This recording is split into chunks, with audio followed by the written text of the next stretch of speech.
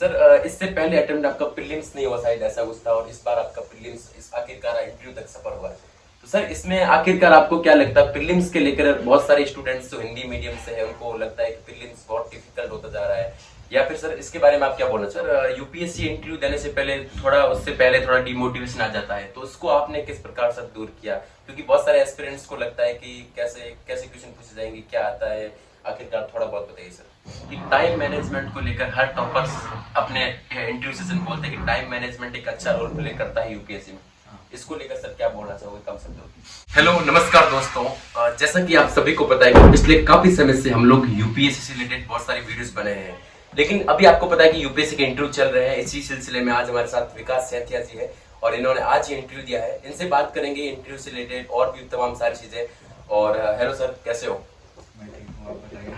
सब बढ़िया सर। आखिरकार आज का जो इंटरव्यू था, आज का दिन कैसा निकला सर? अच्छा था। हेक्टिक शेड्यूल होता है थोड़ा सुबह से लेकर के शाम तक, लेकिन इंटरव्यू काफी अच्छा रहा। अच्छा। ओवरऑल सर एक बात होती है कि ओवरऑल कितने मिनट का आपका इंटरव्यू चला? क्या थोड़ा बहुत एक अगर आपको कोई दिक्कत ना हो, किसी भी प्रकार की दिक्कत ना हो, थोड़े बहुत बताओ। मेरा इंटरव्यू चला करीब वही 25 से 30 मिनट के बीच में चला होगा मेरा इंटरव्यू।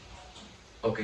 सर जैसा कि आप पिछले साल भी सिलेक्टेड थे, पिछले साल की तुलना और इस साल की तुलना में ओवरऑल सर क्या कंपैरिजन लगा? क्या आपको थोड़ा बहुत इस साल क्या बेटर आपने किया?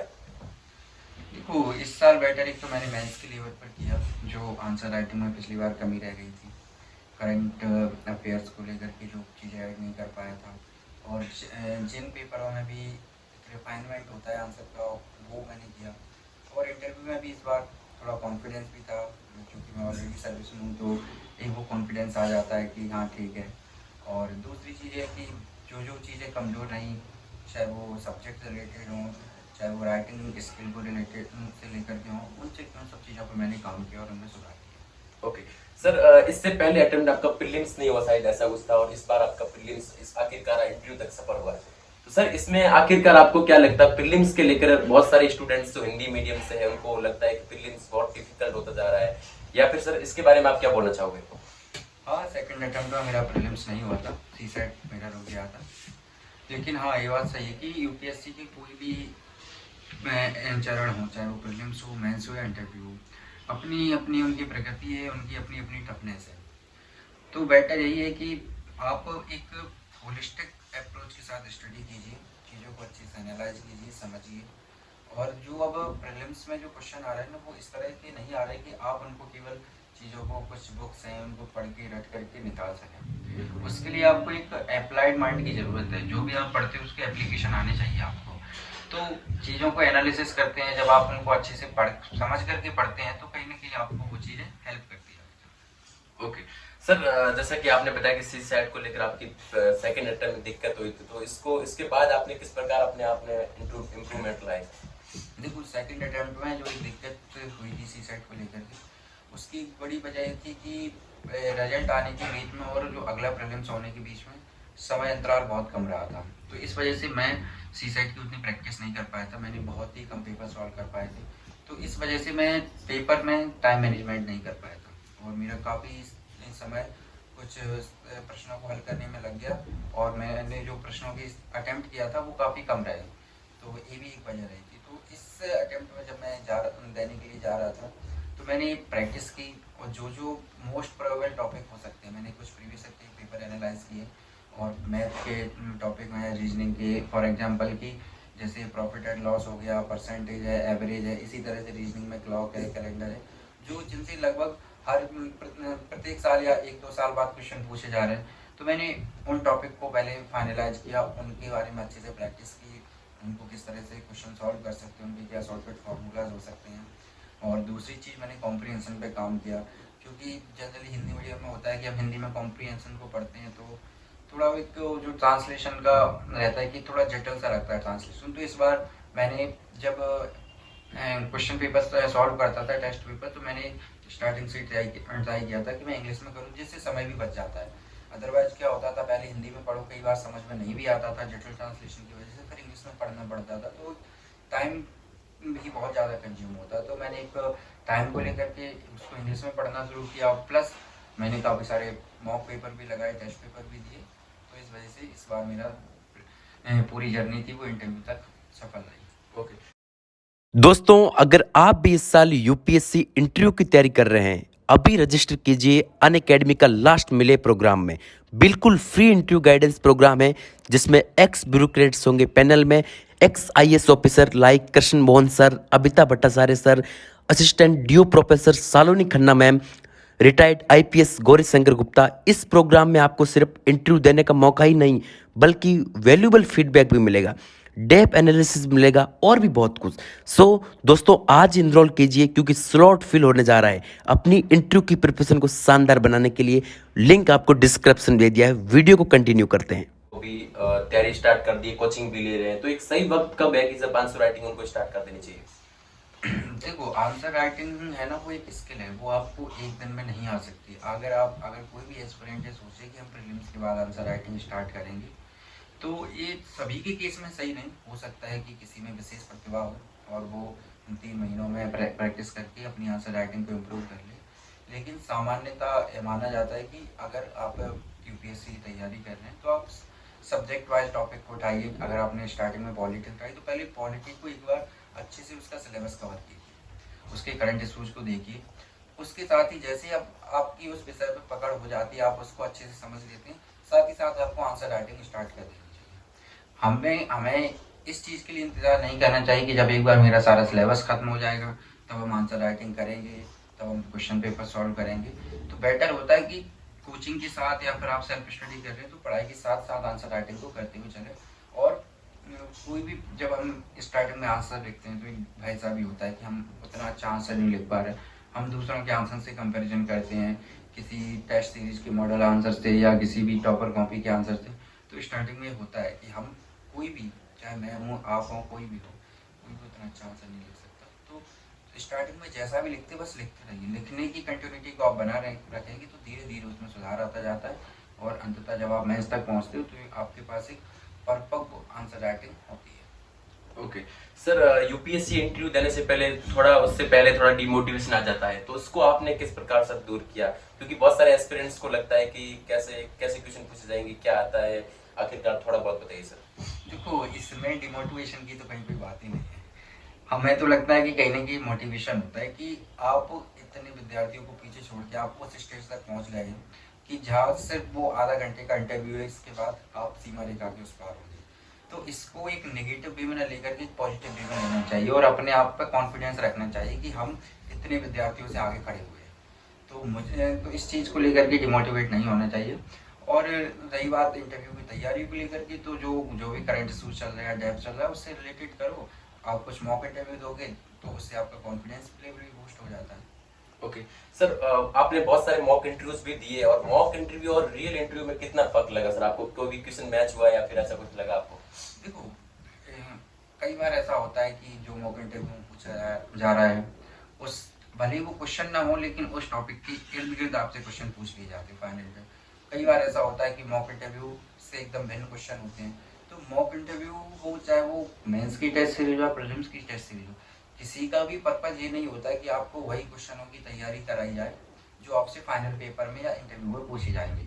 उन सभी का पर्पज ये होता है कि आपको उस माहौल में वो माहौल प्रदान किया जाए कि अगर उस समय किसी भी तरह के क्वेश्चन पूछ लिए जाए तो आप उन क्वेश्चन को अच्छे से हैंडल कर सकें। यही मॉक इंटरव्यू का पर्पज होता है कि सामने 5 मेंबर बैठे हैं, आपसे क्वेश्चन पूछ रहे हैं, आपको आंसर करना है।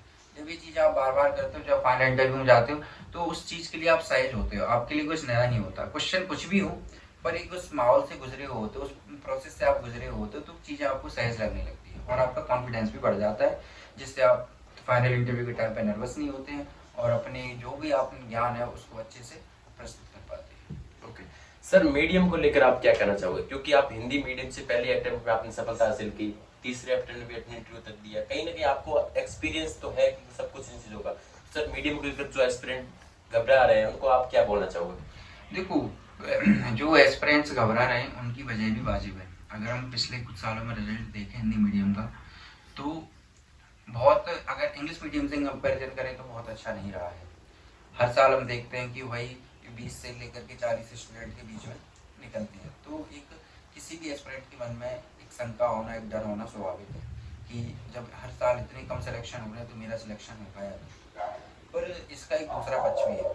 हमें इस चीज़ को लेकर के डरना नहीं चाहिए, हमें उसमें भी पॉजिटिविटी ये देखना चाहिए कि कम से कम हो तो रहा है, भले ही कम लोगों का हो रहा है, तो हमारे लिए थोड़ा चुनौतियाँ ज़्यादा हैं, लेकिन हमारा प्रयास रहेगा कि हम उन 40 लोगों में या उन 30 लोगों में जगह बनाएं। तो उसके लिए अपनी अलग स्ट्रेटजी अपनाइए। बाकी अगर आप कुछ उन लोगों से अलग करते हैं, ऐसा तो है नहीं कि सिलेक्शन हो नहीं रहा है, तो इस चीज़ को लेकर के थोड़ी चुनौतियाँ ज़्यादा है। अगर आप सही स्ट्रेटजी अपनाते हुए चलेंगे तो उसके परिणाम आपको सफलता की ओर लेके जाएंगे। ओके सर, जो इस बार प्रीलिम्स दे रहे हैं अभी, और उनको आप क्या बोलना चाहोगे सर स्पेशली? देखो, अब प्रीलिम्स जहाँ तक मुझे ज्ञात है शायद 28 मई को प्रीलिम्स है, तो अभी प्रीलिम्स के लिए 3-4 महीने का समय बचा हुआ है। तो अब जो भी प्रीलिम्स के लिए अटेम्प्ट देने जा रहे हैं तो उनको चाहिए कि अभी तक जो मेंस या ऑप्शनल के लिए पढ़ रहे थे अब उसको रोक देना चाहिए और प्रीलिम स्पेशल या प्रीलिम फोकस्ड स्ट्रेटजी को फॉलो करना चाहिए। तो इसके लिए सबसे ज़रूरी है कि जो भी उन्होंने पिछले 1 साल में 2 साल में जो कुछ पढ़ा है उसको रिवाइज करें, अच्छे से चीज़ों को समझें और साथ ही साथ टेस्ट पेपर को सॉल्व करें। जो भी करंट अफेयर्स उन्होंने पढ़ा है उसको अपना कंपाइल करके रिवाइज करें।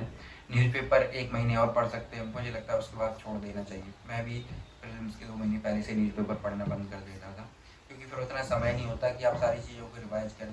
और सबसे ज़रूरी हो जाता है कि क्वेश्चन पेपर सॉल्विंग टेक्निक, उस चीज़ पर वर्क करने की बहुत ज़रूरत है। क्योंकि अब जो यूपीएससी में क्वेश्चन आ रहे हैं वो सारे क्वेश्चन ऐसे होते हैं कि आपको वहीं पे कॉमन सेंस लगाना है, ऐसे नहीं कि हम जो पढ़ के गए हैं वही एग्जैक्ट मिल जाता है।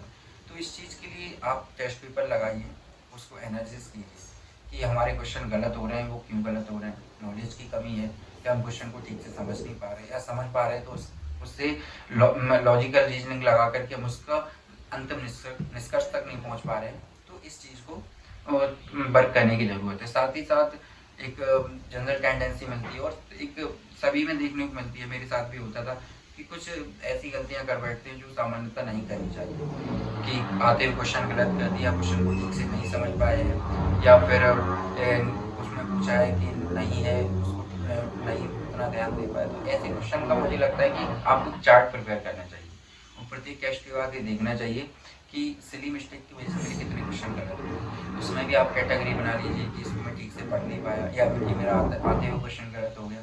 आप उसको ट्राई कीजिए हर बार कि इस वाले टेस्ट पेपर में सिली मिस्टेक की वजह से इतनी गलत हुई। जब अगला टेस्ट पेपर जाए तो चार्ट को देख के जाइए, तो आपको याद रहेगा कि इस पिछले टेस्ट पेपर में इन गलतियों की वजह से मेरे क्वेश्चन गलत हुए, अगले टेस्ट पेपर में मुझे इन गलतियों से बचना है। जब कॉन्शियसली आप इस चीज़ को 10-12 टेस्ट को फॉलो करते हैं तो फिर वो आपकी मसल मेमोरी में इनबिल्ट हो जाती है, फिर धीरे धीरे गलतियां होना कम हो जाती हैं। सर लास्ट सवाल की ओर चलते हैं कि टाइम मैनेजमेंट को लेकर हर टॉपर्स अपने इंटरव्यू सेशन में बोलते हैं कि टाइम मैनेजमेंट एक अच्छा रोल प्ले करता है यूपीएससी में, इसको लेकर सर क्या बोलना चाहोगे कम शब्दों में? देखो, टाइम मैनेजमेंट यूपीएससी में नहीं, जीवन में हर पहलू में काम करता है। टाइम में एक पंक्चुअलिटी होना जरूरी है। यूपीएससी हो या जीवन का कोई भी काम हो, आप उसको ऐसे नहीं कर सकते कि आज आपने 10 घंटे काम कर लिया, लगातार 2-3 दिन 10-10 घंटे करते रहे, अगले 3 दिन अनप्रोडक्टिव हो गया। यूपीएससी की तैयारी चूंकि इसमें एक लंबा समय लगता है, तो आपको एक सस्टेनेबल टाइम मैनेजमेंट की ओर बढ़ना होता है। तो आप लिमिटेड पढ़िए और सबका अपना अपना कैपेसिटी होती है। कोई कहता है कि मैं 16 घंटे पढ़ता हूँ, कोई कहता है मैं 12 घंटे पढ़ता हूँ। मेरा मानना है कि प्रत्येक विद्यार्थी को अपनी क्षमता के अकॉर्डिंग अपना शेड्यूल बनाना चाहिए और शेड्यूल में इतनी फ्लेक्सिबिलिटी जरूर होना चाहिए कि थोड़ा शरीर को आराम भी मिल सके, स्वस्थ मनोरंजन भी हो सके। और साथ ही साथ ऐसा, क्योंकि कई बार होता है क्या कि हम इतना हार्ड एंड स्ट्रिक्ट शेड्यूल बना लेते हैं और शेड्यूल को फॉलो न कर पाने के कारण एक नेगेटिविटी आने लगती है कि हम क्या ही कर पाएंगे, हम यही नहीं कर पा रहे हैं। तो इन सब चीज़ों से बचना चाहिए। और हाँ ठीक है, अगर आपने शेड्यूल बनाया है कि मुझे 2 घंटे पॉलिटी पढ़ना है और एक टॉपिक कवर अगर नहीं कर पाए तो नेगेटिव नहीं लेना है उसको। ठीक है, आज नहीं हो पाए, कल होगा, लेकिन इसका मतलब ये कहते ही नहीं कि आप हमेशा से टालने की प्रवृत्ति अपनाएं।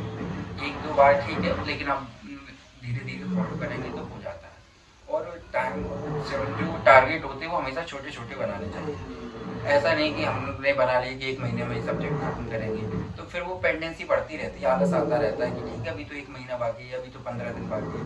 छोटे छोटे टारगेट बनाओ कि आज मुझे ये वाला टॉपिक पढ़ना है, इसको मैं कंप्लीट करूँगा, कल मुझे ये वाला टॉपिक पढ़ना है।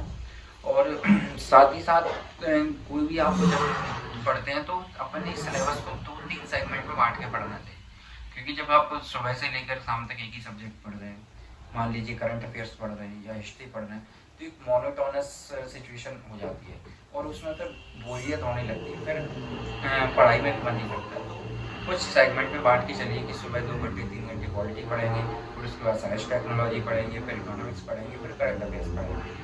तो इस तरह से जब आप करते हो तो एक इंटरडिसिप्लिनरी अप्रोच भी डेवलप होती है और साथ ही साथ पढ़ाई भी ठीक से हो पाती है। ओके सर, बहुत बहुत धन्यवाद सर। आज इतना हेक्टिक माहौल के बाद में भी अगर 10-15 मिनट आपने दिया, बहुत सारे स्टूडेंट्स के हेल्पफुल होगी। बहुत बहुत धन्यवाद सर। उम्मीद करते हैं कि इस बार आपका आखिरकार जो IAS का सपना है आखिरकार आपका अचीव कर पाए। बहुत बहुत शुक्रिया। Thank you.